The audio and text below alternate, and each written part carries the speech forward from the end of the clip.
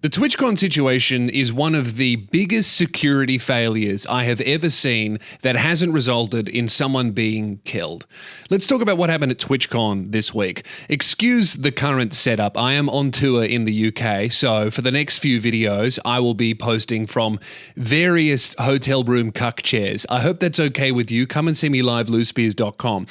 I am not a big Twitch guy because I'm 31 years old and have a mortgage, but every now and then the streamer drama touches my life. The last streamer drama I was aware of was Hassan Piker sending his dog to Abu Ghraib to be electrocuted for daring to leave the dog bed. But this one is much worse and probably actually did happen. TwitchCon just happened and Emiru, one of Twitch's top creators, did a meet and greet for VIP paid ticket holders. But a deranged stalker managed to skip the line without paying for tickets and push past security that was not even there to sexually assault Emiru in front of everyone.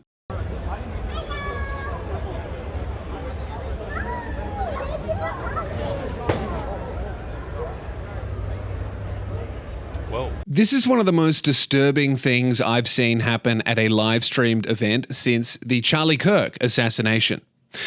This was a massive, abysmal security failure. There is no security to be seen in this footage. I've done a deep dive into this incident and looked into how it was even able to occur. And what it reveals is TwitchCon is completely mismanaged. They do not care about the safety of their creators, especially not their female creators who have been screaming and sounding the alarm about dangerous stalkers for years now.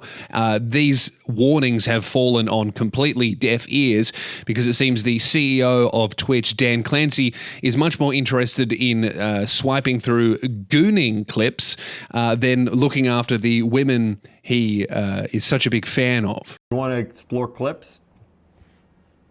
That's very nice. And now you have a clips feed. Okay? Mm-hmm. Suppose you want to check out the stories to see what you missed yesterday. You click there, and now you're in your stories feed. Okay? Okay. That's very nice. Yeah. That's also... Firstly, we're going to look at the clip again. It's difficult for me to watch because it upsets me so much, but it is important. So we can see these people here. They are waiting in line. These are ticket holders that have purchased VIP meet and greets. The first thing that I notice as someone who does live events, now I don't charge for VIP meet and greets. I think that's yucky, but you know, Emiru is not a live performer, so I think this is fine. And also, she was pressured into doing this by Twitch themselves, which we'll get into later in the video.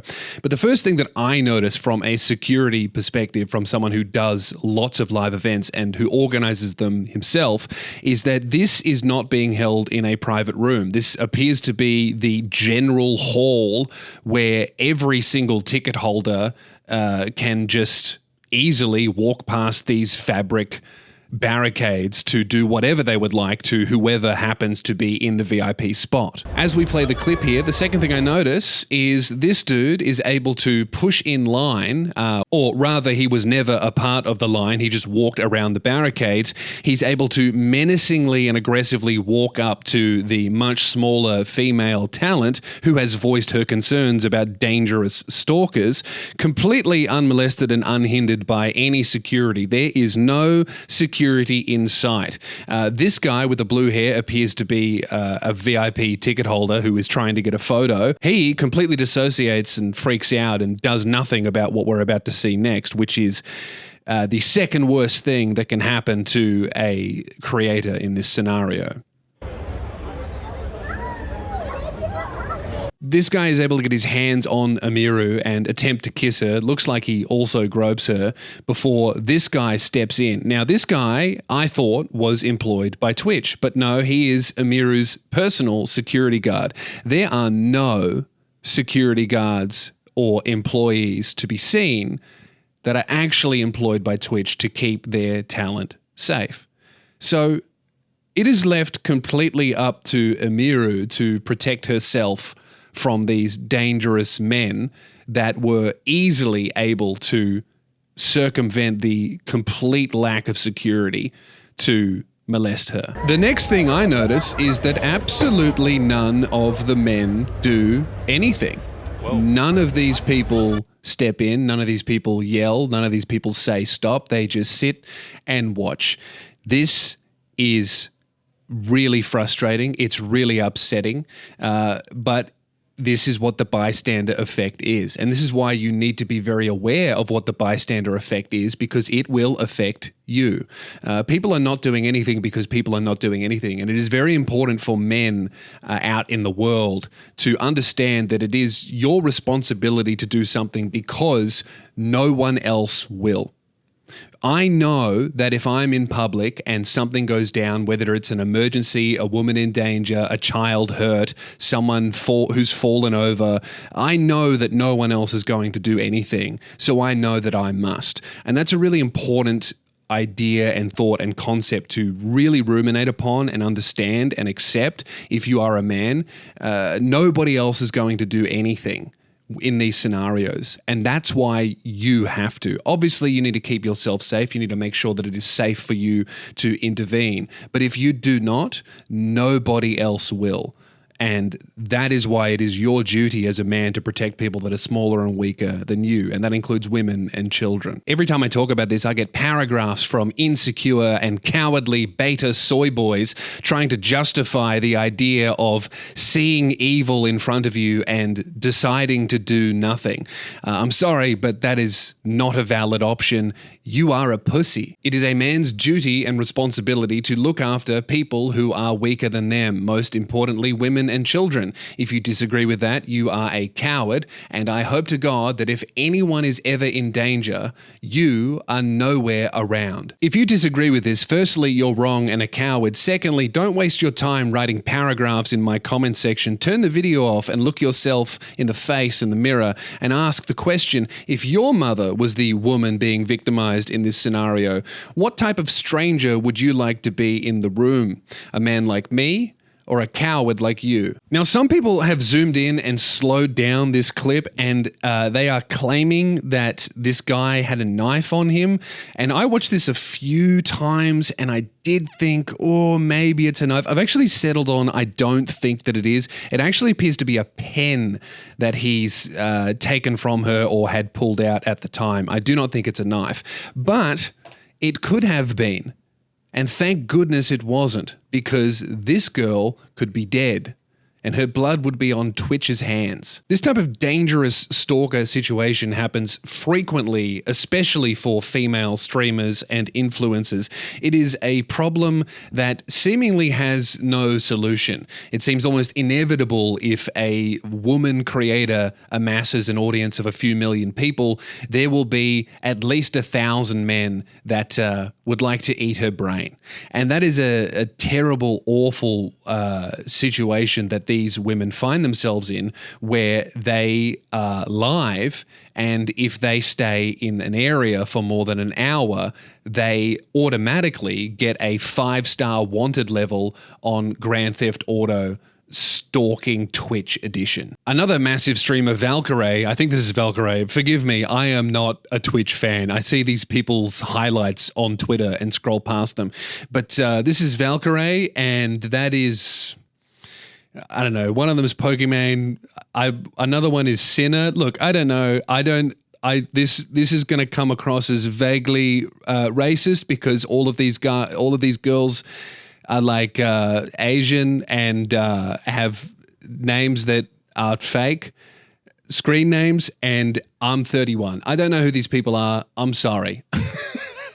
But what I do know is all of these women and pretty much every single large female influencer has been sounding the alarm about dangerous male stalkers making attempts on their life, or claiming that that's what they want to do. And it's gotten so bad to the point where every single one of these live streamers will refuse to be live in one position for more than an hour because they fear for their lives. They know that the longer they stay streaming in one spot, the more likely a deranged person will show up to harm them is. And that is why in this clip, Valkyrae tells Emiru that she will not be attending TwitchCon or doing VIP meet and greets because she fears for her safety. So I had to cancel my meet and greet because of the stuff, but I can't cancel my meet and greet and not cancel her show because of the fact that the reason I cancel my meet and greet is I don't want to be in the same place for 2 hours because of people being weird. Okay. And then I don't think that's Valkyrie, and I'm pretty sure Pokemon's not here. Okay, look, it's not because they're Asian and I can't tell them apart. It's because they're Twitch streamers and I don't give a fuck about them at all. Apart from their safety, I care very much about that. And then I'm under contract with them, so I can't cancel one and not cancel the other. Interesting. Oh. I'm sorry, I kept my Emmy. meet and greet because I wanted to keep my show. Surely it'll be I'm fine. sorry, Emmy. I'm sure everyone will be nice. I kept my meet and greet because I wanted to keep my show. She was doing a live show at TwitchCon and they said, if you want to do the show, you got to do the meet and greet. And then they stitched her up by not providing her with any competent security at all. And look what happened. They pressured a girl who feared for her safety into doing something that she and all of her peers knew was unsafe and did not protect her. And exactly what these girls have been fearful of happened. Well done, Twitch. But just when you thought it couldn't get worse, here is another clip from Emiru talking about the last time she attended TwitchCon when her security guard intervened with a dangerous stalker, and instead of the stalker being punished for it, the security guard was. Who cares? I had a security guard 2 years ago where there was a guy following me around TwitchCon, and he asked him to stop multiple times. My guard asked him, and the guy wouldn't stop, so he grabbed the guy, but he didn't hurt him. He was just holding the guy until the con security came. And then for some reason they're yeah, because your security guard touched him, he's perma-banned from the venue forever. But he didn't even hit him or anything. He just held him while they waited for the police to come. And, what the fuck? And it was my favorite security guard. I can't have him at TwitchCon anymore. This girl's security guard did exactly what he's supposed to do to protect her from a potentially violent stalker who, if that security guard was not there, would have been obviously able to just follow, stalk, harass, maybe even harm this girl because, again, TwitchCon's security staff were nowhere to be seen because this other dude had to do his job and intervene for them. And for protecting this girl when Twitch would not, they banned him from all future events. I mean, imagine if this girl decided not to have personal security with her at all because of this ban. What would this deranged man who attacked her just today, what would he have been able to do without her security? Because we know Twitch's security were not there at all. So now we know that pretty much every single one of the largest, smallest, and mid-tier female creators have been screaming from the rooftops about their fear for their safety due to stalker fans coming to events to harass them. They've been yelling that from the rooftops to Twitch. We know that Twitch has personally intervened not to help with these concerns, but to permanently ban security guards for being security guards and protecting these women from deranged stalkers. We know that Twitch pressured Emmy into doing a meet and greet that she didn't really want to do, that most of her peers declined to do for their safety. And we know that they did not provide her with any security that did anything when the absolutely worst case scenario happened. Of course, all of this has gone very viral. Let's have a look at how Twitch has responded to this terrible event that occurred because of their complete lack of security and care for the creators that make their platform, well, not profitable, but worth visiting. The safety and security of all those attending TwitchCon is our highest priority. I mean, this is provably false based on their actions, everything we've just reviewed and everything we're going to review after this statement. The behavior displayed by the individual involved in the incident yesterday involving a high-profile streamer was completely unacceptable and deeply upsetting. Notice how they decide not to mention the victim's name. They also do not apologize to her. That's very intentional. In line with existing TwitchCon security protocols, law enforcement and event security were on site and responded to the incident. Yeah, way too late. And by on-site, do you mean just roaming around the convention hall, not paying attention to their most valuable asset and highest value target to a deranged, violent sex pest? We immediately blocked this individual from returning to the TwitchCon premises. Immediately, that is false. There is footage from multiple different streamers that you can see of this guy in the background of their stream leaving TwitchCon without any sort of security escort. Nobody followed him after he abused this woman, because the guy that got him away from Emmy was her security guard, and it was his job to evacuate her. There was no one present that did anything about this man. He just walked away. We blocked this individual from returning to TwitchCon, and they are banned indefinitely from Twitch. Oh no, what's he going to do? Create a new account? What the fuck is this? Don't worry, guys. We banned him from Twitch. Okay, cool. What the fuck does that do? We have increased security at the meet and greet attendee check-in point. What have you done? Have you added one person there? Increased it from 0 to what? You put a security camera there so you can review the footage of someone getting beheaded by a stalker the next day? What the fuck does that mean? Twitch has zero tolerance for harassment or acts that inhibit the safety and security of our community. Well, clearly that's not true, because they had heaps of tolerance for setting up an environment that was very dangerous for their most high-profile streamer who had voiced their concerns about her safety many times before. You created an event that was so unsafe that every single large female streamer, bar one, pulled out of the VIP meet and greet. This is Twitch's fault. Speaking of security protocols, here is a video clip from a stream of people getting into the event without tickets. Thank you. Wait, right? Yeah. We'll just scan in, and then we're meeting him up front. Okay. Thank you. Did it work? Yeah, you're good. Okay. Guy scans a ticket that could have been fake. He just gets allowed in.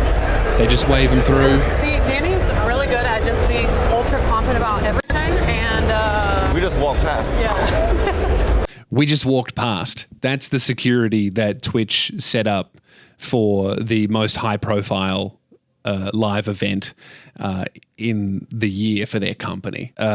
This is not even the first time that someone has attempted to attack and has sexually harassed Emmy. Check out this from their live stream. This guy is demanding to take a photo and trying to get involved in their stream. They say no, and skipping ahead a little bit, he ends up following them around the pier to the point where they start screaming for help. Hey, excuse me? No! Emily, no! Hey, Stop! Whoa. It's fucking fight right now. What? Get away from now. me. Security! He's harassing us. What's going on? What's going on, man? Right now. I'll kill you right now. I'll kill you right now. I'll kill you right now. This is a recurring problem for this specific creator, firstly, but also every single female streamer, that Twitch does not take seriously in any way, shape, or form.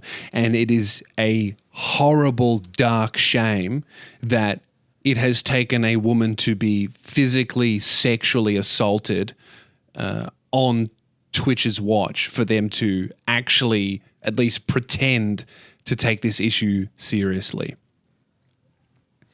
Twitch has failed their creators, and no one should be attending TwitchCon. It is not a safe place for fans, it is not a safe place for creators, and it is especially not a safe place for women. As we've established, that response by Twitch is absolutely abysmal, doesn't even address who this happened to, does not apologize to the person that it happened to, and really just makes a bunch of empty promises that don't seem to have been implemented since it was made. So let's have a look at Emmy, who just made this response as I was recording this video.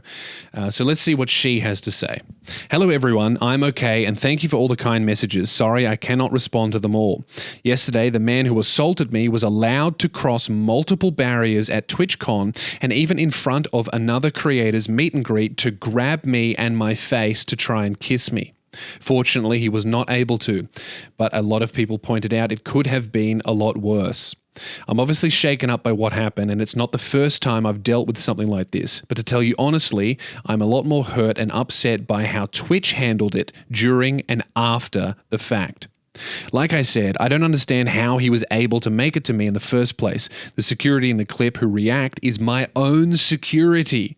It's true, my favorite and usual security guard was banned for holding a stalker's arm to bring him to police at a past TwitchCon. However, there were at least 3 or 4 other TwitchCon security staff in the area who did not react and let the guy walk away, as you can see in the clip, since they don't even appear in the frame. The woman who is walking away is my own personal manager, someone who is not a security guard. And behind the booth, the only 2 people who were checking on me and comforting me were her and my friend.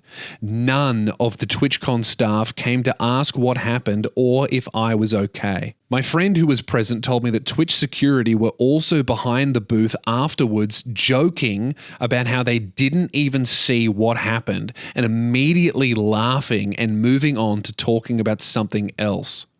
So if no one was checking if I was okay or if I needed anything, and they let the guy run away initially, I have no idea what anyone hired to keep the event safe was doing. In Twitch's statement, they said that the guy was immediately caught and detained. I'm sorry, but that is a blatant lie. He was allowed to walk away from my meet and greet, and I didn't hear he was caught until hours after he attacked me. And it felt like this only happened because of my manager pressing for it, not because TwitchCon staff present thought it was a big deal. I have a lot more to say, but I will say it on stream later today instead of writing a book on here. Thank you guys again. Sorry you had to see that. This is definitely my last TwitchCon, and it saddened me to say, as a 10-year off and on attendee of TwitchCon, I think other creators should seriously consider not attending in the future. I did not feel cared for or protected, even bringing my own security and staff. I can't imagine how creators without those options would feel. Yeah, this is a real damning event for Twitch and TwitchCon in general. Personally, if I were Emmy, I would be suing. They pressured her into doing this event. They banned her and pressured her into not bringing adequate security for her that she would have had to pay for out of pocket herself. And they did not protect her at all, to the point where security laughed at what happened. I would be suing Twitch. Maybe not the best business move for this girl, but that's what I would do. And that last point that Emmy makes is a good one. This is someone who is so successful she is able to afford personal security, which is incredibly prohibitively expensive. It's not something that I can afford as someone who's personally received death threats. I just have to rely on being 6'8" and cross my fingers.